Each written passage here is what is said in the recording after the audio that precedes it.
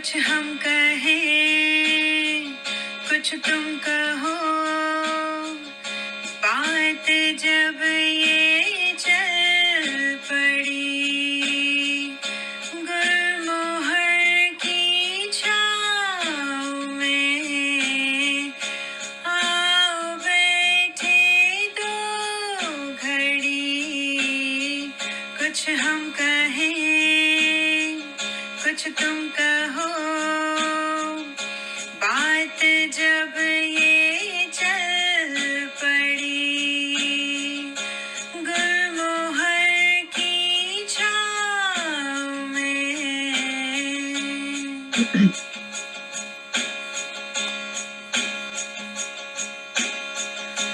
गूंथ कर सपनों के मोती, खूबसूरत बने लड़ी, दोस्ती के पक्के धागों से कस कर बांधे दिल की।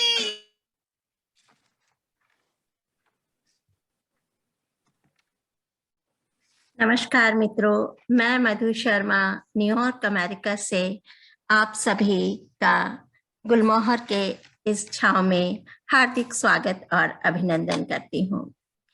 श्री हरप्रसाद शास्त्री जन्म शताब्दी समारोह की श्रृंखला की इस तीसरी कड़ी में हमारे साथ आज जो विशिष्ट अतिथि जुड़ी हैं वो किसी परिचय की मोहताज नहीं है। एक बहुत ही बहुआयामी व्यक्तित्व की मालकिन है वो, और उनसे जितनी बार भी मिलते हैं और जो भी मिलता है बस उनका होके रह जाता है। तो बहुत ही जोरदार तालियों के साथ मैं अभिनंदन करती हूँ, स्वागत करती हूँ अनन्या दीदी आपका गुलमोहर के इस कार्यक्रम में। तो अनन्या दीदी हमारे यहाँ मैरीलैंड में अपने पुत्र के साथ रहती हैं और मेरा और अनन्या दीदी का स्नेह का रिश्ता है। और मुझे लगता है दीदी कि यही रिश्ता शायद हमारे पिताओं के बीच में भी था, क्योंकि पिताजी की सृष्टि पूर्ति की जो किताब प्रकाशित हुई थी, हिरण्यदा करके उनकी एक पुस्तक प्रकाशित हुई थी उनकी सृष्टि पूर्ति के उपलक्ष्य में, और उसमें जब मैं देख रही थी तो मुझे बाबूजी की लिखी हुई शुभेच्छा मिली और मुझे लगा कि मैं उसको भी आज के इस कार्यक्रम में क्यों ना शामिल करूं। तो इस तरह से बाबूजी की याद को हम जोड़ते हैं। बाबूजी ने लिखा था, श्री हरप्रसाद शास्त्री के अभिनंदन समारोह के आयोजन का हार्दिक स्वागत करता हूं और उसकी सफलता के लिए अपनी शुभकामनाएं भेजता हूं। श्री शास्त्री जी की सेवाओं का क्षेत्र व्यापक रहा है। राजनीति, शिक्षा, साहित्य और संस्कृति के क्षेत्र में उन्होंने जो कुछ किया है वह निस्संदेह सराहनीय है। मैं इस शुभ अवसर पर शास्त्री जी का अभिनंदन करते हुए उनकी दीर्घायुष्य और उत्तम स्वास्थ्य की कामना करता हूँ। तो ये बहुत प्यारी सी, बहुत ही सुंदर शुभेच्छा। मुझे भी बहुत प्रसन्नता हुई है, बहुत प्रसन्नता। जी जी जी।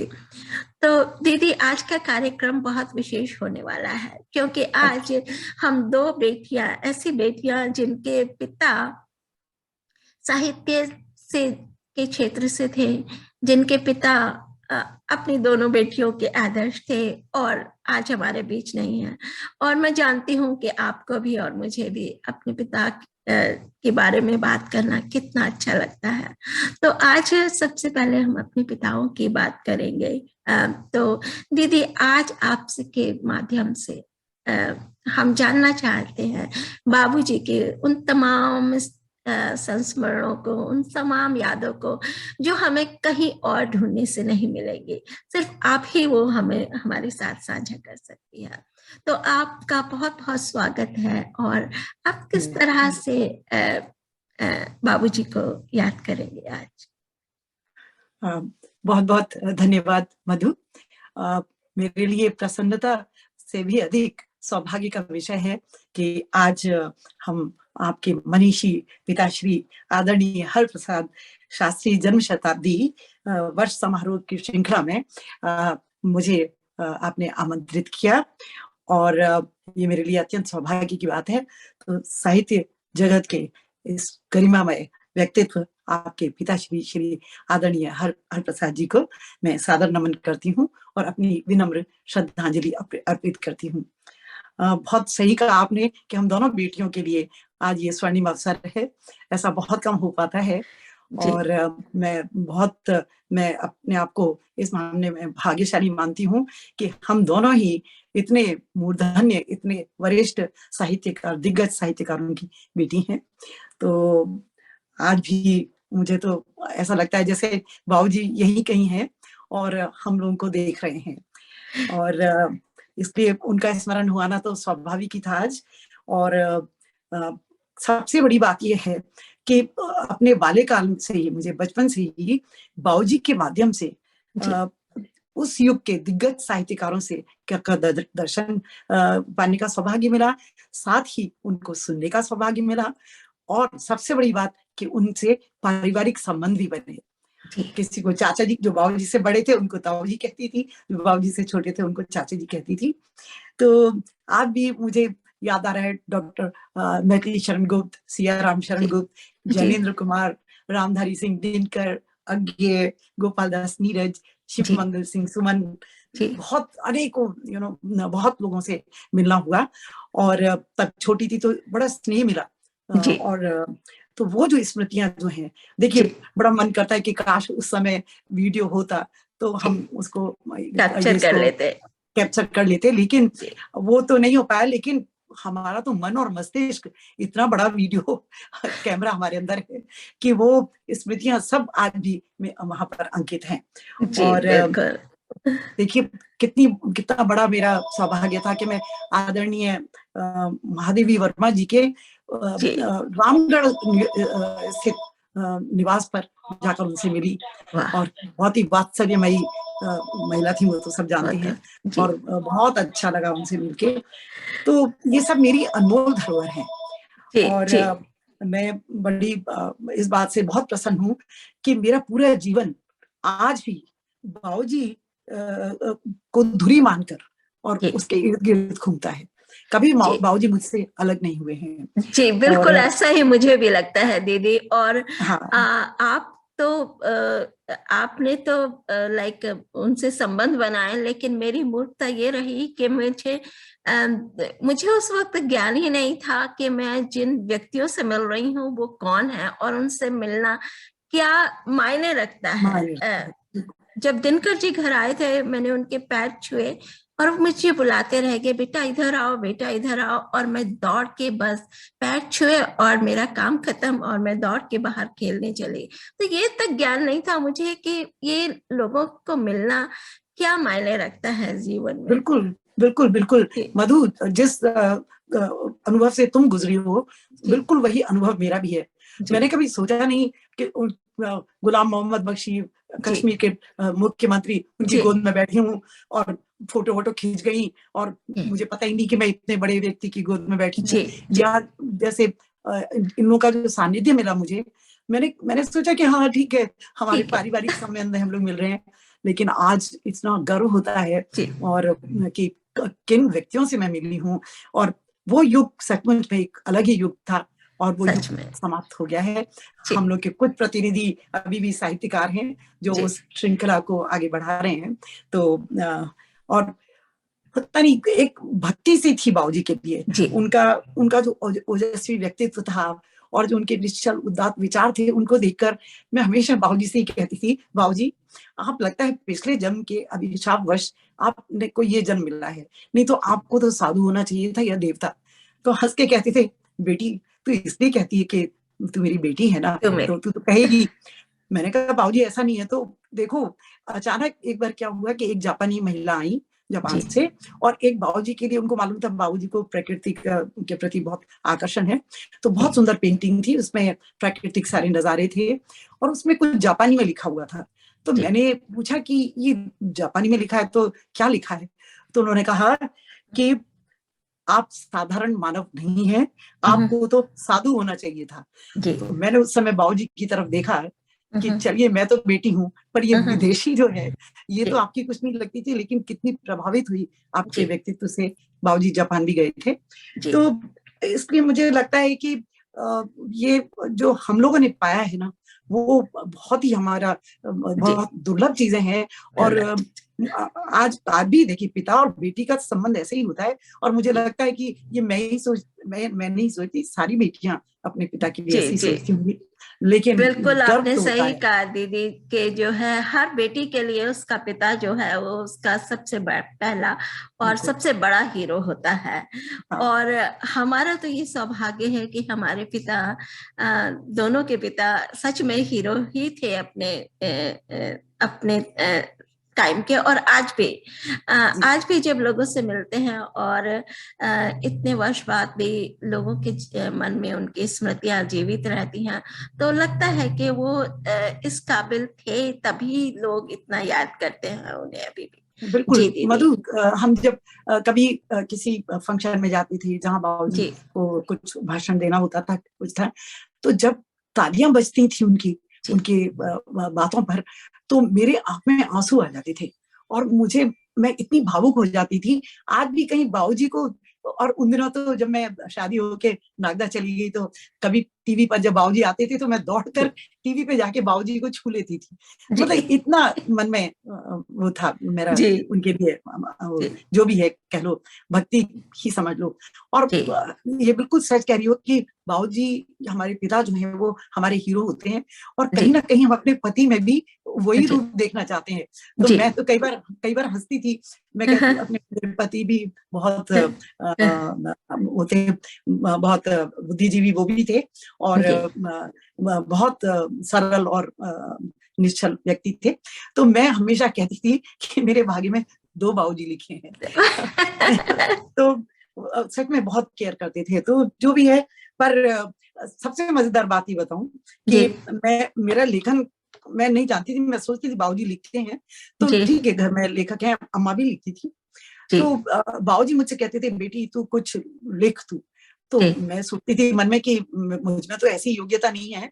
और जी। उस समय 18 वर्ष की आयु में मैंने बाबूजी के कहने पे एक अनुवाद मैंने किया।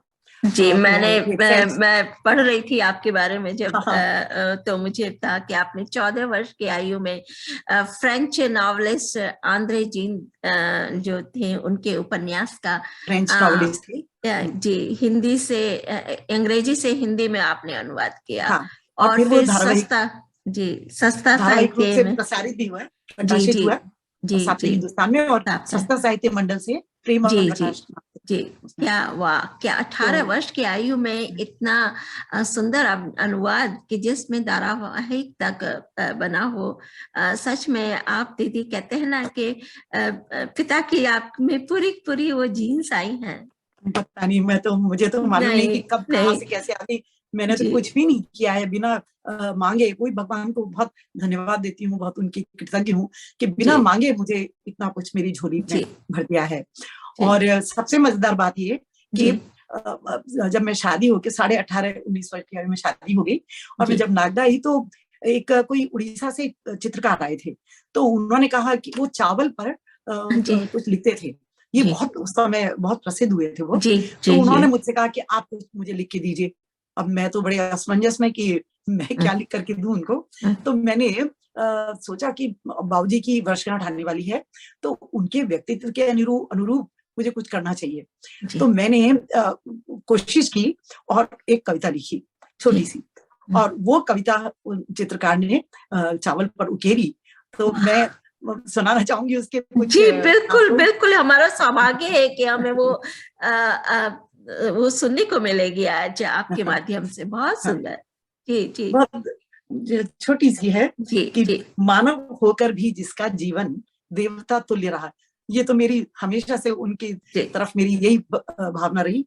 तो मानव होकर भी जिसका जीवन देवता तुल्य रहा, जग में रहकर भी भौतिक वैभव से जो निर्लिप्त रहा, छल कपट से स्वार्थ से जिसने कभी न नाता जोड़ा, संकट बाधाओं के सम्मुख कभी ना साहस छोड़ा, मानव होकर भी जिसका जीवन देवता तुल्य रहा। उसने कहा कि धन्य हमारी भारत भूमि जो उसको उस पर ये फूल खिला, धन्य है हम कि हमको ऐसा जनक मिला। तो वो मैंने अपनी भावनाएं व्यक्त की थी उसमें। जी जी तो और एक और मजेदार बात बताती हूँ कि 50 वर्ष बाद बाबूजी की जब जन्म शताब्दी थी, उसमें मैंने फिर एक कविता की रचना और की। तो मुझे अब समझ में आता है कि उस समय और इतने समय का जो अंतराल होता है उसमें परिपक्वता आती है। और वो अपने समय के लिए अच्छी थी, सही थी, मुझे संतोष मिला। और ये कविता भी जो आप कुछ कहना चाह रही तो कहिए, फिर मैं आपको ये सुनाती हूँ। नहीं, मैं जी नहीं, आपसे बिल्कुल हम सुनेंगे, लेकिन मैं साथ में हमारे साथ इस वक्त जो फेसबुक के माध्यम से हमारे बहुत सारे दर्शक जुड़े हुए हैं, तो उनको भी थोड़ा सा हम शामिल करते हैं अपनी इस वार्ता में। बिल्कुल। तो हमारे साथ मंजू श्रीवास्तव जी जुड़ी हैं, सृजन मंच की जो संस्थापिका है। संजय प्रकाश शर्मा जी जुड़े हुए हैं, दमयंती शर्मा जी जुड़ी हैं, और वो लिख रहे हैं तीसरी बेटी भी इधर है, अन्नदा पाटनी दी, और मेरे पिताजी भी अभिन्न मित्र थे। तो दमयंती जी बिल्कुल आप भी आ जाइए, हमारे साथ जुड़ जाइए। तो बहुत बहुत धन्यवाद आपके इस अपूर्व स्नेह के लिए। हीरो वाधवानी जी जुड़े हैं हमारे साथ, और श्वेता सिन्हा जी जुड़ी हैं। तो सभी को हमारा सादा नमस्कार और धन्यवाद जुड़ने के लिए। जी दीदी, अब आप अपनी दूसरी वाली कविता। मैं स्वयं बहुत बहुत आभार प्रकट करती हूँ जो भी जुड़ रहे हैं इस पटल से, क्योंकि मैं ये सोचती हूँ कि जब मैं अमेरिका में आकर मैंने निवास किया, तो इन प्रबुद्ध पाठकों के कारण ही, श्रोताओं के कारण ही मैं आज इस मुकाम पर पहुंची हूँ। तो मेरा तो उनके लिए बहुत बहुत आभार है, और बस वो भी स्नेह बनाए रखें। और तो मैं आपको तो मैं वो सुना दूं, वो जो बिल्कुल दीदी। बहुत लंबी कविता है, क्योंकि बाबूजी का पूरा मैंने व्यक्तित्व उसमें समेटा था, तो मैं सिर्फ दो उसके अंश सुना देती हूँ। श्वेत धवल तन पर परिधान, बोलती आंखें, उन्नत ललाट, ओजस्वी चेहरा, देवालय समान, होठों पर चिर मुस्कान, ये है मेरे बाबूजी की पहचान। गांधीवाद, वो जैसा सब जानते हैं, गांधीवादी लेखक थे, मनीषी चिंतन। गांधीवाद को आधार बनाकर सिद्धांतों पर रहा अडिग, सादा जीवन उच्च विचार का लेकर चला वो ध्येय महान, ये है मेरे बाबूजी की पहचान। तो बहुत लंबी कविता है, तो मैं बस आपको ये बताती हूँ। आगे वही कहा है कि जो उन्होंने किया, उनके व्यक्तित्व और कृतित्व से, और सरस्वती का इतना वरदान मिला, तो ये उनकी पहचान है। मुझे लगता है कि वो जो काल था, जो युग था, वो अलग ही युग में पैदा हुए थे। सभी शायद उस वक्त देश हमारा परतंत्र था, तो जो आजादी का जो जज्बा था उस काल में जो लोग जिए हैं, उनकी जो मानसिकता थी बिल्कुल अलग थी। उनको लेने की बजाय देश के लिए कुछ करने का जज्बा उनमें ज्यादा था। तो जैसा कि बाबूजी के लिए मैंने पढ़ा है कि वो एक यशस्वी पत्रकार, लेखक, चिंतक, गांधीवादी विचारक थे, और अपने मानवीय मूल्यों पर अडिग रहकर कहानी, कविताओं और निबंधों तथा आत्मवृत्तांत से हिंदी साहित्य के भंडार को उन्होंने समृद्ध किया था। संस्मरण लेखन में भी उन्होंने खूब ख्याति पाई थी। और पिताजी का भी मैं यही देखती हूँ कि सादा जीवन, उच्च विचार, और सिर्फ देना देना देना, समाज को वो क्या दे सकते हैं, किस तरह से समाज को पूर्ण बना सकते हैं, यही उनके जीवन का भी ध्येय था। तो उस वक्त लोग बाग अपने से ज्यादा दूसरों के बारे में सोचा करते थे। बिल्कुल, बहुत सही बात कही तुमने। जी। तो आप आगे और हमें क्या आप बताएंगे बाबूजी के बारे में? जैसा कि मधु आपने बताया, सचमुच बाबूजी का सबसे बड़ा एक लक्ष्य था के मानवीय मूल्यों के वो उपासक थे। जी। और 88 वर्ष तक की आयु में उन्होंने पूरा जीवन अपना समर्पित किया था जी। संस्था साहित्य मंडल को, हिंदी साहित्य जगत को। जी। और जो सुविधा उनको मिलनी अनिवार्य थी, उन सुविधाओं को उन्होंने छोड़ दिया था। बल्कि जो वहाँ के उस समय संरक्षक थे धर्मवीर जी और घनश्याम दास बिरला जी, तो वो कहते थे बाबूजी से कि आपकी जो तनख्वाह है हमको बढ़ानी है। तो जी। बाबूजी कहते थे कि नहीं, मेरा काम इसमें चल रहा है, मुझे कोई जी। परेशानी नहीं है। तो वो बोले परेशानी आपको नहीं, हमको है, हम क्योंकि आपकी अगर तनख्वाह इतनी कम होगी तो हम बाकी लोगों को आपसे ज्यादा कैसे दे सकते कैसे हैं। दे सकते। तो जी। बहुत अच्छा लगता था। गाड़ी वगैरह कहा उनको लेने को, तो तुम सोचो कि उस समय उन्होंने ओमनी खरीदी, ये जी। अपने मारुति की। जी। क्यों? मैंने कहा बाबूजी आपको तो कार लेनी थी। तो बोलते अरे बेटी, कार तो सिर्फ मेरे काम आती, अब देखो मंडल की इतनी पुस्तकें बाहर जाएंगी, ओमनी जी। में कितनी जगह है, आराम से जी। समाहित हो जाएंगी। तो जी। मुझे लगता था कि हमेशा उनके दिमाग में यही रहा कि किस यही तरह रहा। दूसरों के लिए कुछ कर सकें। जी। और इसीलिए शायद प्रखरता थी उनके व्यक्तित्व में। जी। लेकिन जी, देखो एक बिल्कुल। बात है कि मैंने 2 कविताएं वो सुनाई, और आज भी मुझे बाबूजी बहुत याद आते हैं। जी। और मैंने फिर अभी कुछ कविता, कुछ पंक्तियां लिखी थी कुछ दिन जी। पहले, वो जी। बताती हूँ जी। कि बाबूजी आप याद बहुत आते हैं, जी। बाबूजी आप याद बहुत आते हैं। जब भी आपकी तस्वीर देखती हूँ मैं, लगता है अरे वाह बेटी कहकर तपाक से गले लगा लेंगे मुझे।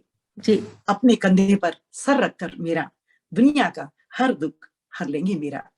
बाबूजी याद आता है मुझे जब कभी बीमार पड़ती, बड़े प्यार से सिर में तेल डाल हल्के हाथों से मालिश करते, पैर भी दबाते कि आराम पहुंचे, तेज बुखार में ठंडे पानी की पट्टी रखते। जी। अब मैं बड़ी है तो मैं एक अंतिम उसका सुना नहीं नहीं, देती आप हूँ। पढ़िए दीदी, कोई बात नहीं, समय है हमारे खा, पास। जी। खाना नहीं खाने की जिद करती तो घी लगी गर्मा गर्म रोटी की ऊपरी पतली परत उतार कर खिलाते सब्जी में चूर चूर कर। जी। मेरे सब नखरे, मेरा जी। बड़ा, उस समय तो बीमार होते तो बड़े नखरे दिखाते थे, जी। मेरे सब नखरे चुपचाप सह लेते, जी। इसीलिए तो बीमार पड़ने हम्म। में मजे बहुत आते थे। तो हम्म। इस तरह से इतना प्यार मिला है, बहुत ज्यादा है। मैं बाद में एक संस्मरण भी सुनाऊंगी। जी। तो जी। जी। लेकिन उससे पहले मैं चाहती हूँ कि बाबूजी की एक कविता सुना दूं, या जी जस्ट हाँ, आप। बिल्कुल बिल्कुल दीदी। हमारे साथ बाला साहब ये आराधपुरकर जुड़े आदापुरकर, ये हैं। मेरे मौसा जी हैं। अच्छा 86 अच्छा। इयर्स, जी। 86 इयर्स के हैं। जी। जी, वो जुड़े हैं, और हमारे साथ पिलकेंद्र अरोड़ा जी जुड़े अरे वाह हैं। वाह वाह। जी। अम, तो आप वो लिख रहे हैं, आदरणीय अन्नदा जी का इस अवस्था में भी पितृ प्रेम प्रेरक और अभिनंदनीय है। और सच में पिता के लिए बेटी का प्यार शायद कभी कम नहीं होता, किसी भी उम्र में वो पहुंच जाए। और लगता है कि हमारे पिता गए नहीं हैं, हमारे दिलों में, हमारे आसपास आज भी हमारे लिए वो उतनी ही चिंतित है।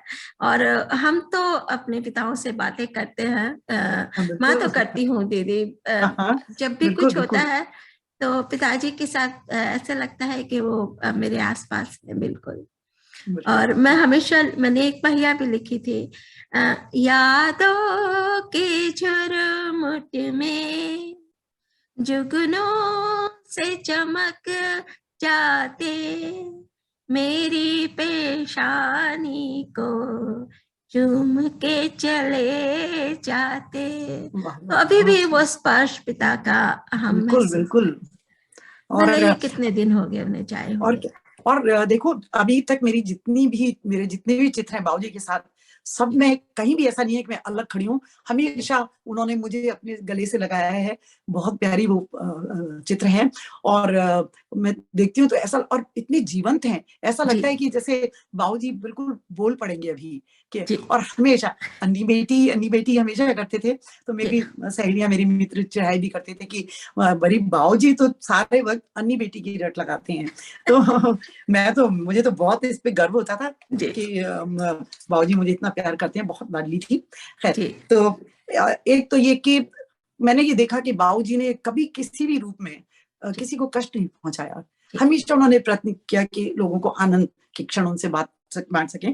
तो बड़ी अच्छी उनकी एक कविता है, ये मैंने उनकी जन्म शताब्दी पर ये पुस्तक पूर्णाहुति प्रकाशित करवाई थी। तो उसमें उनकी कुछ कविता, मेरी कविताएं भी थी, उनकी कविताएं भी थी, क्योंकि मेरी कविताओं को, कविता संग्रह को तो गरिमा मिलती उनकी कविताओं से, इसलिए मैंने उनको जोड़ा।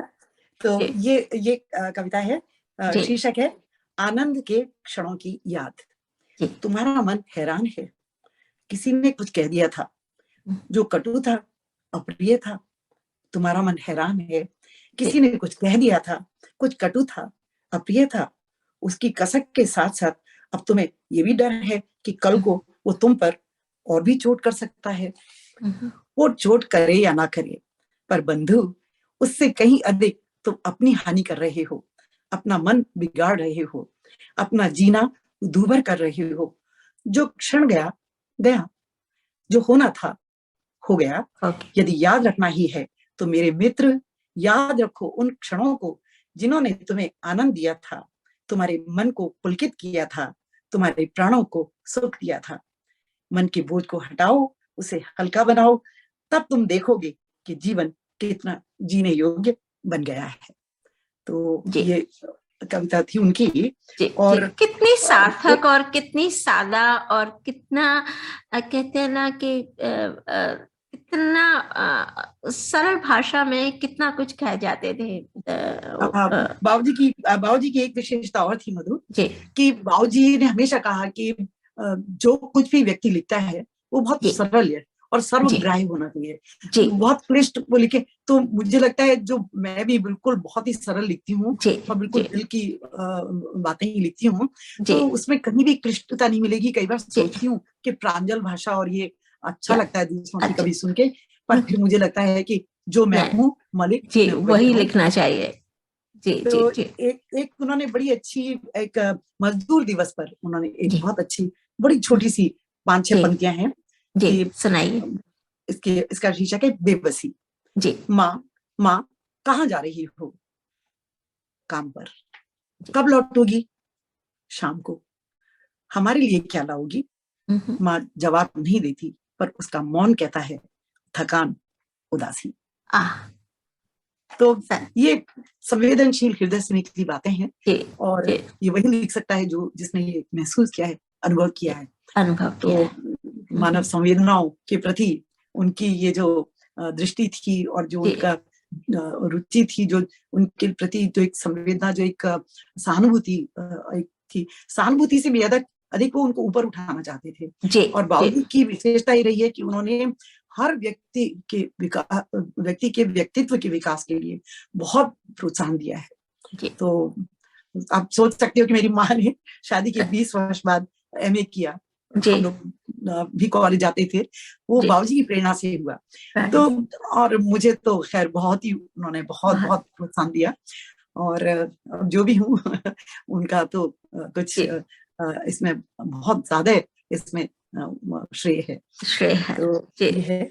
और आज हम लोग जो भी हैं सिर्फ उन्हीं की वजह से हैं, जो भी है हम। और पिता की एक एक स्मृति इतनी ज्यादा थी, तो समझ नहीं आता कि कौन सी स्मृति को पहले हम शायद साझा करें, किसको बाद में करें। बिल्कुल बिल्कुल बिल्कुल। तो और थोड़ा बाबूजी का आध्यात्मिक भी पक्ष काफी गहरा था। तो उन्होंने फिर, मैं छोटी सी उनकी थोड़ी सी बात बता रही हूँ, कि उन्होंने उस प्रकार का भी एक भजन लिखा कि तन माटी का मन कंचन का कैसे साथ सधे, हे प्रभु कैसे मेल सधे। तन जब हंसता मन न विहसता, तन जब हंसता मन न विहसता, मन का सुख तन को है खलता। जीवन की नैया हे प्रभुवर कैसे पार लगे, हे प्रभु कैसे मेल सधे। तो इस तरह का उनका इस तरह वो अपनी भावनाओं को प्रकट करते थे। और लेखन तो उनकी संजीवनी थी, उनकी कर्मभूमि, उनकी जो कुछ भी था सब कुछ लेखन को समर्पित था। तो ये है। और अब कहो तो एक संस्मरण सुना दूं? जी हाँ बिल्कुल, संस्मरण जरूर जरूर। ये संस्मरण मेरे जीवन का दुर्लभ संस्मरण है, और मैं कभी भी किसी भी समय इसको याद करके आज भी अभिभूत हो जाती हूँ। वो पूरा दृश्य मेरी आंखों के सामने घूम जाता है। तो अब जी बिल्कुल बिल्कुल हम सुनना चाहेंगे और हमारे श्रोतागण भी सभी सुनना चाहेंगे उस विशेष संस्मरण को। जी स्वागत। तो संस्मरणों के गलियारों में घूमते हुए बाबूजी से संबंधित एक अंतरंग प्रसंग आपसे साझा कर रही हूँ। बात 1954 की है। हम 2-3 परिवार कश्मीर गए थे। छोटे बड़े मिलाकर 12 लोग थे लगभग। सब लोग कृष्णा हठी सिंह जी के आग्रह पर उनके निवास पर ठहरे थे। कृष्णा हठी सिंह जी, मधु अगर आपको मालूम हो, नेहरू जी की सबसे छोटी बहन थी, विजय लक्ष्मी पंडित और नेहरू जी की। तो हम लोग उनके यहाँ ठहरे थे उनके आग्रह पे। वो तो बहुत स्वयं भी लेखिका थी। तो मैं 11 वर्ष की थी और छोटा भाई 9 वर्ष का था। हम दोनों ने पूरी यात्रा में बाबूजी को बहुत तंग किया। कभी भूख, कभी प्यास, कभी पेट में दर्द, कभी पैर में दर्द, क्योंकि इतना चढ़ना पड़ता था, चढ़ाइयां भी थी, और कभी ये जिद कभी वो जिद। अब बाबूजी हंसते हंसते हमें बहलाते फुसलाते हमारी हर बात का समाधान कर देते थे। पर माँ तो माँ होती है ना। लेकिन एक दिन अम्मा गुस्से से चिल्लाकर बोली, परेशान कर दिया है इन बच्चों ने, अब हम इन्हें कभी साथ में नहीं लाएंगे। ये बात छोटी सी में ये बात मुझे चुभ गई। अगले दिन जब घूमने के लिए रवाना होने लगे तो मैं अड़ गई कि हम तो परेशान करते हैं, हम नहीं जाएंगे। अम्मा ने पहले प्यार से खूब समझाया, बहुत समझाया, फिर डांटा, पर मैं टस से मस नहीं हुई। किसी दूसरे के घर में तमाशा बनते देख अम्मा झुंझलाती हुई बाबूजी से शिकायत करने गई। बाबूजी कमरे में आए और मेरे कंधों को दबाते हुए इतना भर बोले, क्या बात है, चलो। बस सिर्फ ये 2-4 शब्द कहे, क्या बात है, चलो। मैंने उनकी आवाज में छिपी खींच भांप ली और मेरे बाल सुलभ मन पर उस अप्रत्याशित खींच का भी बहुत असर हुआ। मैं चल तो दी पर बाबूजी से रूठी रही। रास्ते पर बाबूजी मुझे तरह तरह से हंसाने का प्रयत्न करते रहे, पर मैं जानबूझकर अपनी उदासी जताती रही। बाद में डल झील की सैर की बात आई तो 2 शिकारे लिए गए। यूं तो मैं हमेशा बाबूजी के साथ रहती थी, पर उस दिन जानबूझकर मैं दूसरे शिकार में बैठी। तो बाबूजी ये चुपचाप सब भांप रहे थे। उसके बाद क्या हुआ, थोड़ी देर में बाबूजी वाला शिकारा बिल्कुल हमारे शिकारे से सटकर चलने लगा। तो जब एकदम, और मैंने देखा हैरत से कि बाबूजी एकदम मेरे सामने शिकारे एकदम मेरे सामने आ गए। तो मैं थोड़ी हक्की बक्की रह गई, और तो उनकी तरफ जब नजर गई तो मैं क्या देखती हूँ मधु, ये सुनने लायक बात है। कि वे दोनों हाथों से अपने कान पकड़कर मुझसे जैसे कह रहे हूँ कि मुझसे गलती हो गई, मुझे क्षमा कर दो। मेरी आंखों से आंसुओं की झड़ी लग गई। आज भी उस पल को याद करती हूँ तो मेरी आंखें नम हो आती हैं। तो मुझे पर याद है मुझे मधु कि जब ये मैंने संस्मरण बाबूजी की षष्ठी पूर्ति पर दिल्ली के कॉन्स्टिट्यूशन क्लब में बड़े बड़े नेताओं और वरिष्ठ लेखकों के सामने सुनाया तो श्री जगजीवन राम जी ने मुझसे कहा, बेटी तूने तो हमें रुला दिया। और doctor Prakash V Shastri, doctor Kshemchand Suman, doctor Lakshman Singh भी तथा अन्य गणमान्य अतिथियों ने मुझे बहुत सराहा। मेरी पीठ ठोकी कि अरे यशपाल जी, समझ में आ गया ये आपकी बेटी है। और डॉक्टर सिंघवी ने तो यहाँ तक कहा कि अन्नदा तुझे तो लेखिका होना चाहिए। मुझे पता नहीं था कि उनकी भविष्यवाणी सच हो जाएगी। मेरे लिए इतनी बड़ी संख्या में उपस्थित बुद्धिजीवी समुदाय के समक्ष बोलने का ये पहला अवसर था। मैंने अनुभव किया कि दिल की गहराई से निकली बात सभी के दिल को छू जाती है। दीदी सच में आपने और ये प्रसंग बेटी के प्रति वात्सल्य का अद्भुत उदाहरण है, ऐसा मैं महसूस करती हूँ। जी मुझे आपने बिल्कुल मेरे बचपन के गलियारों में पहुंचा दिया। और जो नाम अभी आपने लिए हैं, क्षेमचंद सुमन जी, प्रकाश वीर शास्त्री जी, लक्ष्मीवन सिंघवी जी, ये ऐसे नाम हैं जो कि लाइक पूरा इतना गहरा मेरे बचपन से उन सभी का संबंध रहा है। और पिताजी के जिस तरह आपने बताया कि बाबूजी ने कान पकड़ के आपसे माफी मांगी थी, मुझे भी बिल्कुल वही दृश्य याद आ गया। एक बार मेरे पिताजी ने भी मुझसे ऐसा किया था, और वो क्षण के बाद से फिर मैं पिताजी के लिए मैं कहती हूँ, पिताजी कभी गलत नहीं हो सकते, आप ऐसा नहीं करो, ये आपकी गलती नहीं है, लेकिन मुझे अच्छा नहीं लगा जो आपने किया। हाँ हाँ। तो तो मैं कुछ सच कह नहीं में पाई, बस आंसुओं की झड़ी जी लग गई। जी वो सब आंसुओं की झड़ी में पूरी बात बाबूजी तक कन्वे हुई। जी तो बहुत अच्छा लगता है मुझे। और सच में मेरे ख्याल से ये तो हर बेटी को लगता है कि उनके जी जैसे पिता तो कहीं नहीं कहीं हो नहीं सकते। हो सकती। जी तो बिल्कुल। ये तो अब बाबूजी के बारे में इतनी बात हो गई। जी अब जी चलिए थोड़ा सा दीदी, मैं अब आपके बारे में हम बात करते हैं थोड़ा सा। तो दीदी मैं आपका से यही पूछना चाहूंगी कि जो आप साहित्य की हर विधा में लिखती हैं, आप गजल लिखती हैं, आप दोहे लिखती हैं, आप छंद लिखती हैं, आप छंद मुक्त भी लिखती हैं।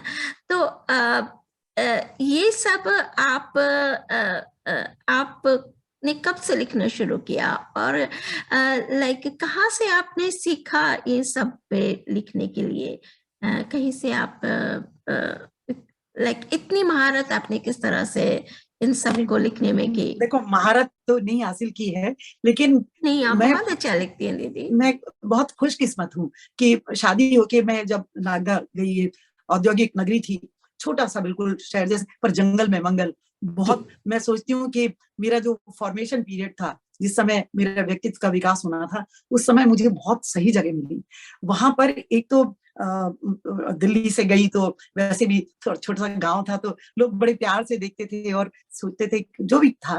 तो फिलहाल वहां क्या था कि साहित्यिक संस्थाएं थी, उनमें जुड़े थे। अब मजा ये कि बाबूजी की विरासत, बाबूजी की प्रतिनिधि होने के कारण जी लोग ये सोचते थे कि जो जितनी भी साहित्यिक गतिविधियां होती थी, उसमें वो कह देते थे, अरे अन्नदाजी कर देंगी, किसी का फेयरवेल हो, किसी के लिए कुछ कहना हो। तो एक बात बहुत अच्छी थी कि जब मैं खड़ी हो जा, हालांकि मैंने नृत्य, मेरा पैशन था, जी मैंने जी बहुत जी नृत्य किया है, जी लेकिन तो वो मेरी कुछ आदत है, एक बार अगर मैं खड़ी हो गई तो जी भगवान ने बस मुझे आत्मविश्वास बहुत दिया है। जी और अंदर अंदर कितनी भी घबरा रही हूँ, लेकिन आत्मविश्वास मुझे उस घबराहट को दूर भगा देता था। जी जी तो बिल्कुल ऐसे ही हुआ। शिव मंगल सिंह सुमन आए हमारे जी यहाँ शिक्षक दिवस पर, बहुत बहुत पहले की बात बता रही हूँ, और सबने कहा कि उनकी इंटरव्यू कौन लेगा, तो भाई अन्नदा लेगी। अब मैंने मन में सोचा, हे भगवान, यहाँ तो मेरे पास कोई सामग्री नहीं, कुछ नहीं, और गूगल गूगल ये कहाँ होते थे, मोबाइल और ये जी सब, तो जी कहाँ से क्या करूं। बड़ी मुश्किल से जैसे तैसे कुछ सामग्री एकत्रित की और एक क्वेश्चन तैयार किया कि भाई ऐसा भी नहीं हो जाए ना कि ये क्या जरूर पूछ रही है। तो वो जी किया। तो मुझे, मैंने एक इन्होंने शिवमंगल सिंह सुमन ने दिल्ली के कॉन्स्टिट्यूशन क्लब में निराला जयंती पर निराला जी की राम की शक्ति पूजा ये कविता सुनाई थी। आज भी मेरे रोंगटे खड़े होते हैं, जिस तरह से उन्होंने सुनाई वो कविता अद्भुत थी, बहुत ही ओजस्वी उन्होंने वाचन किया। और मैंने उनको कहा भी, सुमन जी को, कि उस समय मुझे लगा, जिस समय आप वो पाठ कर रही थी, वाचन कर रही थी उनकी कविता का, कि नव के किसी कोने में निराला जी भी चकित भ्रमित से आपको देखकर आपकी पीठ ठोक रहे होंगे। सुमन जी इतने प्रसन्न हो गए कि इतनी बड़ी बात कि निराला जी को इस प्रकार से इसने याद करके और मेरी पीठ ठुकवा दी है, तो बहुत प्रसन्न हुए। और एक उन्होंने जो वाक्य कहा, वो कोई माने या नहीं माने, लेकिन मैंने तो उसको अपना बहुत बड़ा एक आधार मान लिया है। उन्होंने कहा कि मुझे बड़ी खुशी है कि हमारे समाज में अन्नदा जैसी विदुषी लेखिका, विदुषी कन्याएं।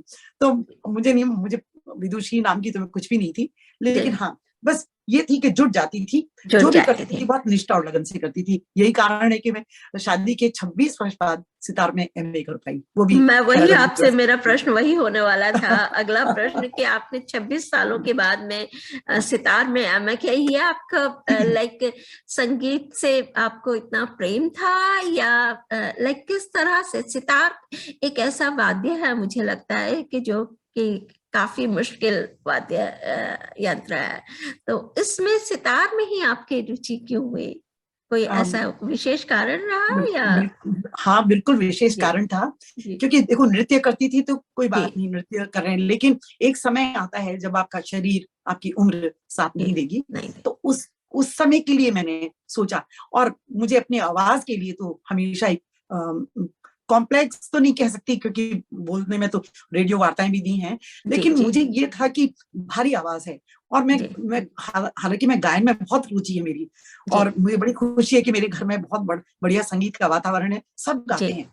जी मेरा पोता भी बहुत सुंदर गाता है, क्लासिकल म्यूजिक सीख रहा है वो सिंगापुर अमेरिका में रह के। तो जी मुझे गर्व है कि मेरा पूरा संगीतमय परिवार है, लेकिन मैं स्वयं गाऊं ये सोच के मैं झिझक जाती थी। जी इसलिए मुझे लगा कि सितार सितार मेरी मौसियों वगैरह ने बहुत बजाया तो मैं जी देखती थी, तो मुझे उसके प्रति आकर्षण था और जी मुझे लगा कि ठीक है मैं स्विच ओवर कर देती हूँ अब नृत्य, और उससे छुट्टी पा करके कभी भी बैठ के अपने रिटायर हो गए या बैठे हैं तो सितार टनटना रहे हैं। लेकिन ये भूल गई कि ना तो नीचे बैठ पाएंगे ना घुटने मुड़ेंगे, उस समय सितार भी कैसे बजेगा। दूसरी बात, सितार को लेकर के आप हर जगह नहीं जा सकते, नहीं जा सकते। लेकिन वो सितार वादन मेरे जो गले की जो मुझे एक परेशानी मुझे लगती थी कि काश मुझे और सुरीली आवाज दे देते भगवान, तो इसलिए मैं सितार की ओर गए। जी जी। तो दीदी आप अपनी कुछ लिखी हुई कोई गजल या कोई जो भी आप कोई भी आप कविता सुनाई। मैं एक तो मेरी हमेशा एक ये कुछ आदत बन गई है, क्योंकि मेरा ना ये जो नाम है उसका उच्चारण थोड़ा सा लोग गलत हो जाता है। मैं भी शुरू में शायद मुश्किल आपका है नाम गलत लेती थी, लेकिन अब मुझे नहीं वो क्या है, तो इसलिए मैंने क्या किया है कि जब भी अपनी बात शुरू करती हूँ अपने बारे में तो हमेशा एक छोटा सा परिचय दे देती हूँ, उसमें मेरा नाम का उच्चारण आ जाता है। तो मुझे लगता है कि लोग, और बहुत लोगों ने सुना भी होगा, तो कोई नई बात नहीं कह रही हूँ, लेकिन बस ये कहती हूँ कि अपने नाम अन्नदा के अनुरूप साहित्य की उर्वर धरा पर कविता कहानी हर विधा की फसल उगाती हूँ। भावों संवेदनाओं के लहलहाते खेतों पर खिलखिलाती धूप तो कभी छांव बन जाती हूँ, कभी अश्रुओं के जल में भिगोकर उद्गारों को दिल से दिल तक पहुंचाती हूँ। ये मेरा परिचय है और सच में मैं प्रयत्न करती हूँ कि हर विधा में लिखूं, और लेकिन आज भी कविता मेरी सर्वप्रिय विधा है, तो मैं कविता को ही समर्पित कर रही हूँ ये रचना मेरी। तो आप अगर कुछ कहना चाहें तो कहें, नहीं तो मैं नहीं आपकी मैं कविता सुनना चाहेंगे। अब हम आपकी बिल्कुल बहुत बहुत देर से मैं इंतजार में हूँ। तो ये कविता को समर्पित कविता है मेरी, शीर्षक भी कविता है जी। तू मेरे लिए क्या है समझाना सरल नहीं है, तू मेरे लिए क्या है समझाना सरल नहीं है, तुझे परिभाषा में बांध पाना भी सरल नहीं है। मेरे मन मंदिर में अधिष्ठात्री है तू, तुझे पानी की लालसा में अभीष्ट अपना सिद्ध करने में अक्षर शब्दों का नैवेद्य चढ़ाती हूँ। भावनाओं के चंदन का तिलक लगाकर नव रंगों की केसर से लेखनी में रंग भरती हूँ। मेरे समर्पण वंदन अर्चन से प्रसन्न अवतरित हो देख पन्नों पर अपनी अधिष्ठात्री कविता को हो जाती हूँ पुलकित में। अपनी मन की बातें कहने को कविता का अवलंबन ले लेती हूँ मैं। कभी माँ, कभी सहेली, कभी गुरु बन मेरा आत्मविश्वास बढ़ाती है। मेरे अधरों पर हो विराजित जब कविता होती है मुखरित, श्रोताओं से अभिनंदन करवाती हूँ जैसे अभी आपने वाह की। तो छंद मुक्त या छंदोबद्ध कैसी भी हो, अधिकतर मैं छंद मुक्त लिखती हूँ, तो छंद मुक्त या छंदोबद्ध कैसी भी हो, मेरी सबसे प्रिय विधा कविता है। प्रेम मान सम्मान जो भी पाया कविता की ही अनमोल देन है। उपकृत हूँ, समर्पित हूँ और हूँ गर्वित, लेखनी द्वारा कविता को कर पाई अर्जित। मेरी रग रग में बसी है, करती मुझे सम्मोहित, मेरी सांसों की मधुर झंकार है कविता, कविता कविता और बस कविता। तो क्या बात है, क्या बात है। जिसने मुझे इतना दिया तो मेरी ये समर्पण उसके प्रति और अपनी आदर भावना, अपनी श्रद्धा बहुत, क्योंकि मुझे याद है कि मैंने जब बीए हिंदी ऑनर्स कर रही थी तो उस समय मेरा हिंदी ऑनर्स करने का बिल्कुल मन नहीं था। मेरा मन था कि मैं डॉक्टर बनूं, लेकिन बाबूजी को लगता था कि बड़ी टफ लाइफ होती है डॉक्टर्स की, और न दिन न रात, और बेटी तू तो इतनी मरीज सी जर्जर सी थी तो नहीं कर पाएगी। उनको नहीं मालूम था कि बाद में यही बेटी उनकी जर्जर नहीं रह के अच्छी हट्टी कट्टी हो जाएगी है।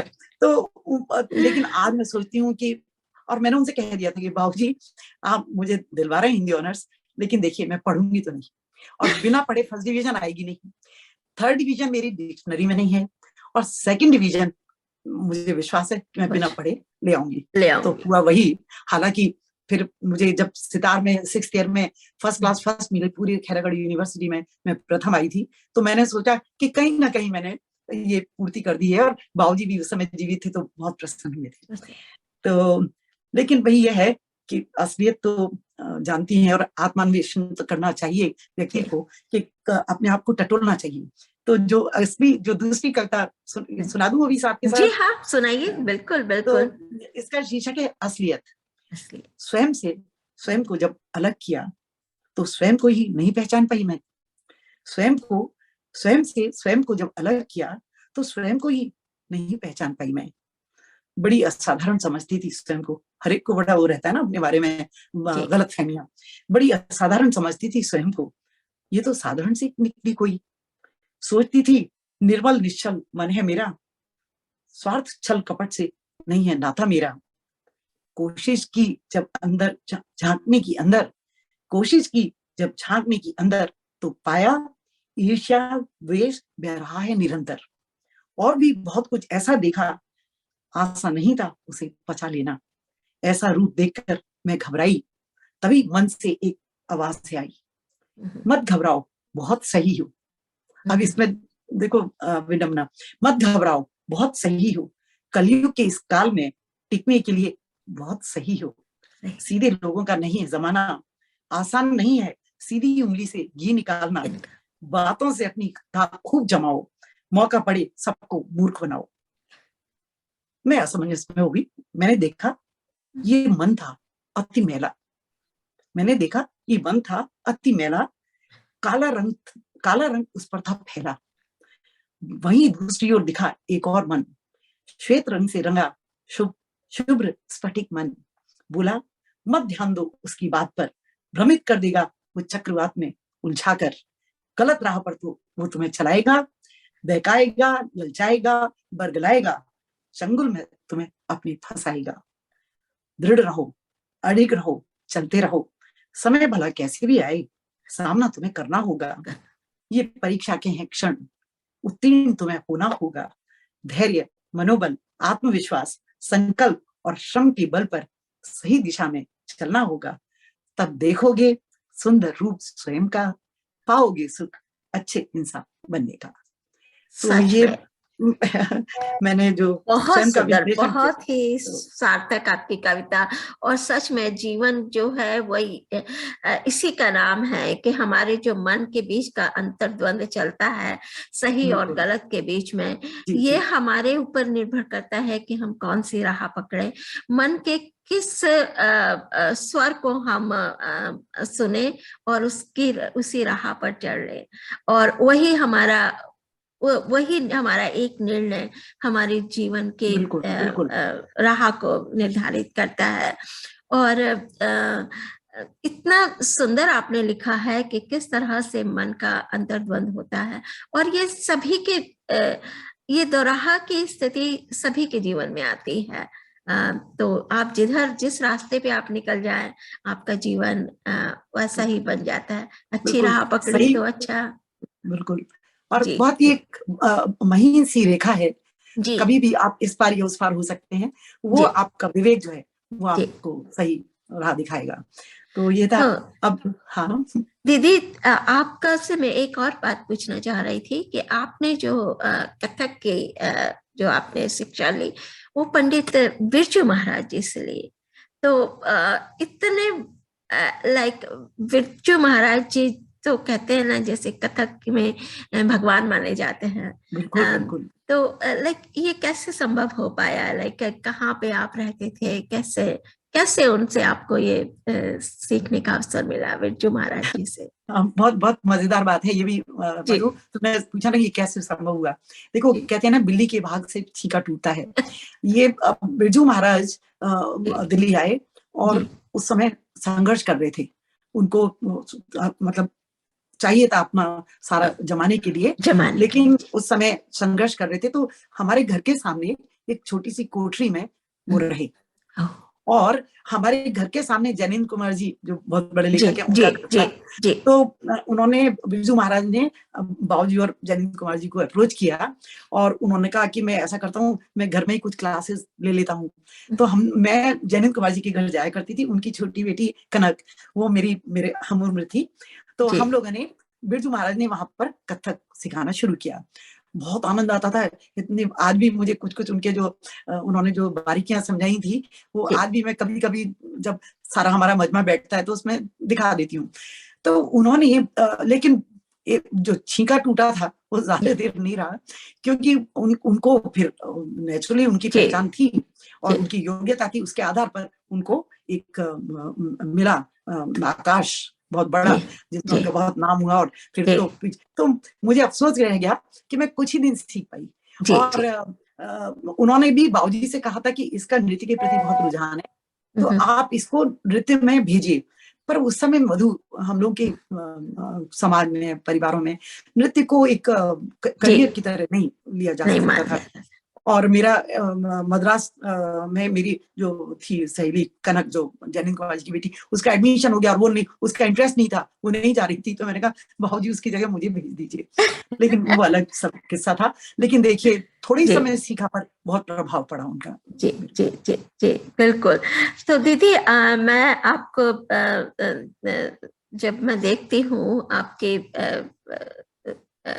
अकम्पलिशमेंट्स के लिए, तो आपने सितार सीखा, आपने नृत्य सीखा, आप पेंटिंग भी करती हैं, आप लेखिका भी हैं, आप हाउस वाइफ भी हैं, वो तो हम सभी होते हैं, और साथ साथ आपने संपादन का काम भी किया है। तो क्या कोई ऐसा फील्ड है जो आप आगे करने वाली हैं, जो अभी तक नहीं किया है आपने? कोई ऐसी? अ, अगर मैं याद करूं तो मुझे, या पीछे मुड़कर देखती हूँ अपनी जी पूरी जीवन यात्रा में, जी तो मधु, शायद ये बहुत एक मैं बहुत अलग सी बात कह रही हूँ जी कि मैं अपने जीवन से बहुत संतुष्ट हूँ, जी बहुत संतुष्ट हूँ। और मैं सोचती हूँ कि मैं इतना भी डिजर्व नहीं करती थी। जो भी मुझे मिला है जी वो मेरे उससे तो बहुत बड़ी चीजें हैं। जी बहुत मैं उपलब्धियां नहीं कहूंगी, क्योंकि मुझे दिया है लोगों जी ने, जी तो वो मेरी उपलब्धि नहीं है, सबकी उपलब्धि है। और सबकी बड़ा बड़प्पन है, जिन्होंने मुझे मेरी छोटी छोटी चीजों को भी सराहा। और मुझे वो सराहना जो है, वो मेरे लिए बहुत बड़ी चीज हो गई है। और मैं मुझे नहीं मालूम, हालांकि थोड़ा महत्वाकांक्षी होना चाहिए, क्योंकि ऐसा कहते हैं कि फिर आपकी जो प्रगति है वो थोड़ी रुक जाती है। जी पर मुझे, सच्ची कह रही हूँ मधु, मुझे आप सबसे कह रही हूँ ये बात कि मुझे कभी नहीं लगता कि कोई कमी रह गई है। भगवान ने मुझे बहुत दिया है, बहुत मेरे श्रोताओं ने बहुत दिया है। मैं तो अपना आभार प्रकट करने के लिए मेरे पास शब्द भी नहीं है। तो सच क्या कहूँ। सच कहा दीदी आपने। जीवन में एक संतोष का भाव होना बहुत जरूरी है। जो भी हमें मिला है, हमें अपनी जो ब्लेसिंग्स हैं वो काउंट करनी चाहिए। जो भी हमें मिला है उस भगवान का हमें उसके लिए धन्यवाद देना चाहिए हमेशा के लिए। तो आपका अभी अभी एक उपन्यास आपने लिखा है, वो अभी प्रकाशित हुआ है। तो उपन्यास को तो मैं आपसे सुनाने के लिए नहीं कह सकती हूँ, कभी अवसर मिलेगा तो मैं जरूर पढ़ूंगी आपके उपन्यास को। लेकिन आप मैं जानती हूँ आप बहुत अच्छी कहानियां लिखती हैं, और आपकी जो कहानियां होती हैं, कई कहानियां मैंने आपकी सुनी हैं, वो बड़े ही बोल्ड विषय पे होती हैं। तो इसका पीछे कोई कारण है क्या? और आपसे एक कहानी भी मैं जाते जाते जरूर सुनना चाहूंगी हमारे दर्शकों। ऐसा है मधु के, साहित्यकार या जो भी लेखक होता है, वो हमेशा अपने आसपास जो विषय होते हैं उनको ही चुनता है, और संवेदनशील होता है। तो छोटी छोटी चीजें जो है वो हृदय को एकदम से हिला जाती हैं। और उस समय कहीं ना कहीं उसका उसका अभिव्यक्ति होनी चाहिए। तो इसीलिए मुझे बड़ा अच्छा लगता है कि मैंने जिस जिस विधा में कोशिश की उसमें मैं सफल भी हुई। अभी एक पटल पर था जिसमें व्यंग सुनाने थे, और व्यंग मैंने लिखे थे, लेकिन कहीं इधर उधर एक आध थे विशेष तौर से उसके लिए व्यंग लिखे। तो मुझे बड़ी खुशी होती है इस बात से कि जी। मैंने बहुत विधाओं में लिखने की कोशिश की है जी। और थोड़ी बहुत सफल भी हुई हूँ। लेकिन जो मैंने विषय, जो आप जैसे कह रहे हैं कि मैंने कुछ बहुत ही बोल्ड विषय, मैं समझ रही हूँ कि मेरी एक कहानी नो जी। मीन्स नो, नो जी। मीन्स जी। नो, वो प्रकाशित हुई थी अभिनव इमरोज में। जी। और आश्चर्य करोगी कि चंडीगढ़ से एक महिला ने मुझे अमेरिका फोन किया और उन्होंने कहा कि मैं ये कहानी पढ़ के बहुत प्रभावित हुई हूँ और बहुत सही लिखा है आपने, कहीं भी इसमें अतिशयोक्ति नहीं है। तो मैंने आज अपने पति से आपका नंबर, मैंने, उनके पति भी लेखक हैं शायद, तो उनसे मैंने नंबर मांग के आपको फोन किया है। अब बताओ मेरे लिए इससे बड़ा पुरस्कार क्या हो सकता है। जी। तो मैं बहुत खुश हूँ इस बात से कि कहीं भी बनावटीपन नहीं है, कृत्रिमता नहीं है, जो मन में आया वो लिख दिया। और नो मीन्स नो, तो आजकल तो घरेलू हिंसा भी है, सब है, देखिए इन सब में इन चीजों का बहुत है। और उसी बात में सुनाऊंगी मैं, एक बड़ी कहानियां तो बड़ी होती हैं, मैं लघु कथा सुनाऊंगी वो भी बाद में। एक मैं बताती हूँ कि जो लुप्त प्राय विधा हो रही हैं, वो मैंने आदरणीय लक्ष्मी शंकर वाजपेयी जी की प्रेरणा से, वो पटल पढ़ाते थे, उसकी प्रेरणा से मैंने बहुत कुछ सीखा। तो एक पद्धति है जो कि हाइकू वगैरह तो सबने सुने हैं, लेकिन एक पद्धति है जापानी ताका पद्धति। ओके, जी जी, इसमें बिल्कुल 5 लाइन में आपको सारी बात कहनी होती है, पूरी बात। तो मैं इसका एक आपको सुना देती हूँ कि वो मंजिल, इसमें क्या होता है कि 5 अक्षर, 7 अक्षर, फिर 5 अक्षर, फिर 7 अक्षर। तो वो मंजिल सामने आकर भी मिल ना पाई मेरी गफलत से, मेरी हरकत से। इसमें बात कंप्लीट हो गई पूरी। वाह, क्या बात है। लेकिन कितना सारा, कितना बड़ा भाव आपने इतनी छोटे से छंद में आपने। इस पद्धति की खासियत यही है। और फिर काट दिए जो हरे भरे जंगल, ये पर्यावरण की बात करते हैं ना, काट दिए जो हरे भरे जंगल, अब भुगतो प्रकृति का दंगल, उसका आमंगल। तो ये शिक्षा दे रहा है, ये शिक्षा भी दे रहा है ये छंद। तो ये है। और कैमुकरियां भी लिखी हैं, मैं सीखूंगी आपसे ये वाली विधा मैंने कभी नहीं लिखी है, आपसे मैं सीखूंगी। ताका पद्धति मुझे बहुत अच्छी लगती है। तो ठीक है, अब ये सब तो बहुत सारी चीजें हैं, तो ये सब छोड़ देती हूँ। आपने कहा है कि कहानी सुनाओ, हाँ एक छोटी सी, मैं क्योंकि बहुत बोल चुकी हूँ, बहुत बोली हूँ और बहुत बोलती भी हूँ, तो मैं अब एक कविता, छोटी सी कविता 5 पंक्तियों की। तो मैंने कुछ नहीं कहा मधु, मैंने कुछ नहीं कहा, मैं चुप हूँ। पर ये चुप देखो जरा, एक चुप घुटन लिए, एक चुप चुभन लिए, एक चुप टूटन लिए, एक चुप रहस्य लिए, एक चुप पराजय लिए, एक चुप शर्म लिए, एक चुप भ्रम लिए, एक चुप चुपचाप, बस चुपचाप सुना गई अपनी पदचाप। क्या बात है, क्या बात कह जाती है ना चुप। कितना कह सच में चुप की जो भाषा होती है वो शब्दों से परे होती है, सच में। और मुझे आपने की इस चुप से मुझे लगता था कि मेरे जो पिताजी थे वो, उन्होंने हमें कभी बचपन में कम से कम अपनी बेटियों को कभी नहीं डांटा। उन्होंने बेटों को डांट पड़ी है, लेकिन बेटियों को कभी नहीं डांटा। कश्मीर का संस्मरण, इसीलिए तो हो पाया। तो उसका, लेकिन उनकी एक आंख में अगर उसे हम देख लेते थे तो हम समझ जाते थे कि पिताजी को ये बात अच्छी नहीं लगी। तो वो एक चुप की जो भाषा होती है ना, उसको समझने वाला चाहिए, और उससे बड़ी भाषा और कोई नहीं होती, शब्दों से परे चुप की भाषा होती है। बहुत बड़ी बात कही। मुझे याद है हम लोग जब छोटे थे तो हमारी अलमारी जो थी काफी फैली हुई रहती थी, तो अम्मा तो चिल्लाती रहती थी, तो कुछ सुनता ही नहीं था। और बाबूजी क्या करते थे, कुछ कहते नहीं थे, आकर के अलमारी जो है संभालने लग जाती थी। तो इतनी शर्मिंदगी होती थी, बाबूजी आप रहने दीजिए, हम कर रहे हैं। तो ये जो कहा है ना, वो पिता वो थे जिन्होंने अपने एक्शन से, अपने जो एक आंख से देख लेते थे। तो ये होता है असली ना। तो वो है। तो समय तो बहुत हो रहा है मधु, जी हाँ, जी सुना देती हूँ जी। और तो इसका शीर्षक है रोटी का गणित।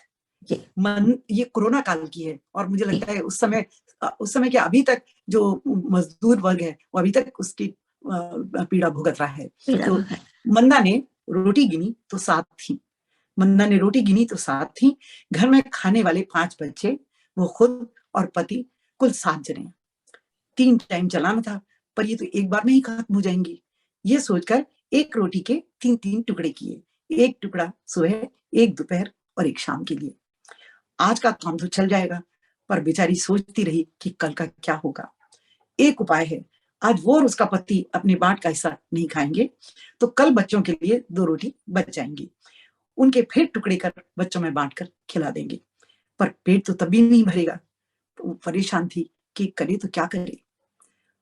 पहले लॉकडाउन में तो उसकी तनख्वाह व मालकिन के कुछ एक्स्ट्रा पैसे देने के कारण घर में आटा, दाल, नमक, चीनी आदि थोड़ा बहुत जमा कर लिया गया था। तब सबको पेट भर खाना खिला भी पा रही थी। पति दिहाड़ी मजदूर था, एक पैसे की मदद नहीं कर पाया। अगले लॉकडाउन पर थोड़ी कंजूसी करनी पड़ी। तीनों टाइम सबको एक एक रोटी और आधी कटोरी दाल। बच्चे और मांगते तो डांट लगा देती, बस और नहीं मिलेगी। बच्चे बेचारे सहम जाते। मंदा मन ही मन बहुत दुखी होती, पर सब्र कर लेती कि जल्दी कोरोना से मुक्ति मिल जाएगी, लॉकडाउन खुल जाएगा और सब कुछ पहले जैसा चलने लगेगा। जैसे जैसे सोम, मंगल, बुध बीत रहे थे, वैसे वैसे आटा, दाल व अन्य खाने का सामान भी बीता जा रहा था। दिल पर पत्थर रखकर आज जब उसने बच्चों के आगे रोटी का एक एक टुकड़ा और एक गिलास पानी रखा तो बच्चे रोने लगे। बेचारी मंदा अब क्या करे। अपनी बेबसी और लाचारी पर उसे गुस्सा आ रहा था। उसने खिसिया कर एक एक चांटा बच्चों के गाल पर रसीद कर दिया और चिल्लाने लगी, खाना है तो खाओ, नहीं तो भाड़ में जाओ, और खुद भी रोने लगी। पति बेचारा असहाय देखता रहा, पर कुछ कहने लायक उसकी हैसियत नहीं थी। घर का दरवाजा खुला था, तभी एक भिखारी आ खड़ा हुआ, हाथ फैलाए। मंदा गरज उठी। देख नहीं रहे बच्चे कैसे भूख से बिलबिला रहे हैं। घर में न एक थैला है, न अन्न का एक दाना। हमारे ही खाने के लाले पड़ रहे हैं, ऊपर से चले आ रहे हो मांगने। बच्चों पर दया करना तो दूर, खड़े हो तमाशा और देख रहे हो। जाओ बाबा जाओ, यहाँ से जाओ तुम। बेचारा फटे हाल भिखारी मंदा का गुस्सा देखकर सकपका गया। हाथ से जाने का इशारा कर मुड़ा और चल दिया। बाहर निकलते निकलते दरवाजे के बाहर झुका। मंदा को शक हुआ, जरूर कुछ उठाकर ले जा रहा दिखता है। जल्दी से बाहर निकलकर आई कि तुरंत उसे पकड़ ले, पर जैसे ही दरवाजे के पास आकर देखा तो देखती क्या है, एक बड़ा सा खाने का पैकेट, जिसके ऊपर लिखा हुआ था समाज सेवी संस्था द्वारा वितरित खाना और पकाने की अतिरिक्त सामग्री। मंदा आंखों में आंसू भरे उस भिखारी को जाते हुए देखती रही। अपना हिस्सा छोड़ गया वो सब देख के। तो कभी कभी पता है, ये सब दिल की बातें हैं और बहुत ही संवेदनशील विषय हैं ये। तो ये है। अब बस तो मुझे लगता है कि जी हो गया समय है। काफी हो गया है, और आपकी इसी बात पे मुझे याद आ गया अपने घर का एक संस्करण कि एक बार हमारे यहाँ गाजियाबाद में बाढ़ आई थी और उस वक्त भी बहुत बुरे हाल थे। तो हम एक परंपरा सी होती थी कि हम तब घर में पूड़ी और आलू सब्जी बना था। दिन भर माँ और हमारे जो आस पड़ोस के लोग थे सबने मिलके दिन भर बनाया, और हम बच्चों ने सबने मिलके उनके पैकेट्स बनाए, और फिर जितने भी लोग पुरुष लोग थे वो सब जाके उनको हेलीकॉप्टर से उनको ड्रॉप किया गया था। ऐसे तो सच में उस तरह की जो संस्कार पेरेंट्स से मिले हैं हमको, वो अब अभी भी है, अभी भी ऐसी संस्थाएं हैं, और घरों में भी शायद इस तरह के होते हैं। हम लोग तो अब दूर चले आए हैं यहाँ पर, और यहाँ पे तो चैरिटी का बहुत ही ज्यादा चलता है, उसमें हम लोग अभी भी शामिल होते ही हैं। तो एक तो हाँ, मैं एक बात और कहना चाहती हूँ कि इतने सब अपने संवाद से एक बात तो सामने आ गई है कि जो कुछ है हमने दिल की बातें की, हमने आपस में साझा किया। तो ये जो अभिव्यक्ति है दिल से निकली भावनाओं की, वो अभिव्यक्ति जो है वो कैसे होती है। तो मैं 4 लाइनें, हालांकि मैं गाती नहीं हूँ, लेकिन ये गुनगुना के बस मैं सुना देती हूँ। 4 लाइनें सुनाऊंगी, बाकी तो लंबी है ये कि, और मुझे नहीं मालूम कि गला चलेगा या नहीं चलेगा। अरे नहीं दीदी, खूब अच्छे से चलेगा। जो दिल में दिल की बातें हैं, जो दिल में दिल की बातें हैं, वो अक्सर छटपटाती हैं, निकल कर बाहर आने को, निकल कर बाहर आने को, वो अक्सर कसमसाती है जो दिल में दिल की बातें हैं। तो देखो ये दिल की बातें आज परिणाम है कि इस अभिव्यक्ति के रूप में अभिव्यक्त हुई।